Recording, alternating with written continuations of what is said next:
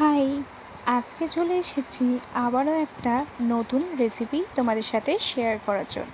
তো চলো আজকে কি বানাবো সেটাই তোমাদেরকে দেখানো যাক। প্রথমেই আমি এখানে একটা কুকার নিয়ে নিয়েছি আর এখানে নিয়ে নিয়েছি বাটার। যেহেতু আমি রান্নাটা পুরো বাটারের ওপরেই করব, তাই এখানে আমি বাটার নিয়ে নিয়েছি। তোমরা চাইলে এখানে ঘিও ব্যবহার করতে পারো।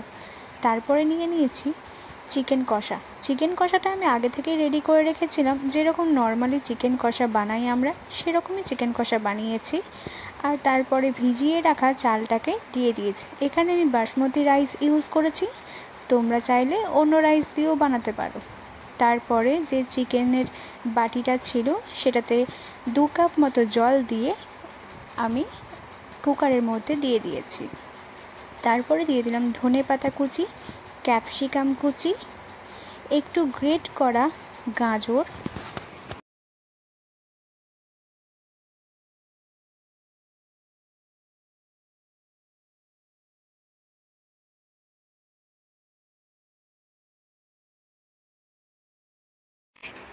তারপরে দিয়ে দেব প্রায় 2 টেবিল স্পুন মতো চিনি। এখানে আমি একটু মিষ্টি মিষ্টি বানাবো। আর সব শেষে দিয়ে দিয়েছি গোটা গরম মশলা গুঁড়ো। তোমরা চাইলে এখানে শুধু গোটা গরম মশলাও দিতে পারো গুঁড়োর বদলে। তো চলো আমি এখানে কুকারটা লাগিয়ে দিয়েছি আর মোটামুটি মিডিয়াম ফ্লেমে রেখে দিয়ে 2টো সিটি দিয়ে নেব।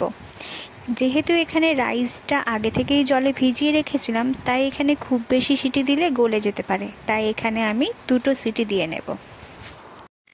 আমার এখানে 2টো সিটি দেওয়া হয়ে গেছে। এবার আমি ইন্ডাকশানটাকে অফ করে দেব।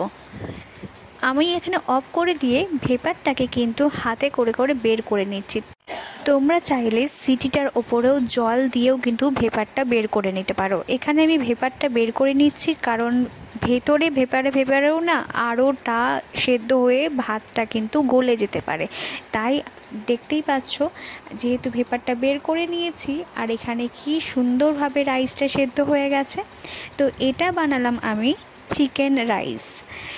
তো এখানে আমি সেরকম কোনো সবজি ব্যবহার করিনি, শুধু ক্যাপসিকাম, ধনেপাতা আর কিছুটা গ্রেট করা গাজর, শুধুমাত্র একটু টেস্টের ফ্লেভার আনার জন্য এগুলো ব্যবহার করেছি। তাছাড়া তোমরা চাইলে এগুলো না দিয়েও বানাতে পারো।